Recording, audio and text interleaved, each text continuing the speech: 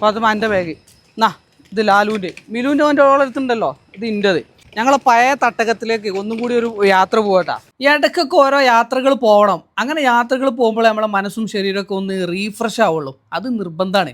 ഞങ്ങൾ ഏതായാലും ചെക്കിംഗ് ഒക്കെ കഴിഞ്ഞ് ബോർഡിംഗ് പാസ് ഒക്കെ എടുത്ത് അങ്ങനെ പോയി വിമാനം കയറാൻ വേണ്ടിയിട്ട്. ഈ ഒരു പോണ സാധനം ഉണ്ട് മുന്നിൽ നടക്കണ, അത് ആദ്യമായിട്ട് വിമാനം കയറാൻ പോകണോണ്ട് അതിൻ്റേതായ എക്സൈറ്റ്മെൻറ്റും ഒച്ചപ്പാടും ചാടിക്കളിയൊക്കെ ഉണ്ടായിരുന്നു.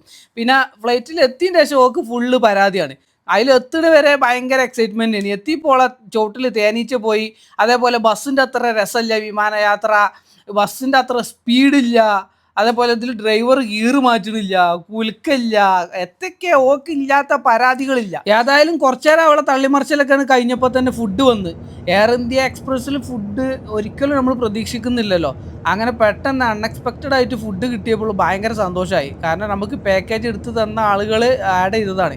ലാലുവിനും മിലുവിനും ഇഷ്ടപ്പെട്ട ഫുഡ് ആയതുകൊണ്ട് ഡബിൾ സന്തോഷമായി. അങ്ങനെ പിന്നെ കുറച്ച് സമയം കഴിഞ്ഞപ്പം നമ്മൾ ദുബായിൻ്റെ ഒരു തല ഇങ്ങനെ കാണാൻ തുടങ്ങി. അതിനുശേഷം പിന്നെ ജനലിൻ്റെ അടുത്ത് രണ്ടും കൂടി പെരുങ്കച്ചറാണ് പുറത്തെ കാഴ്ച കാണാൻ വേണ്ടിയിട്ട്.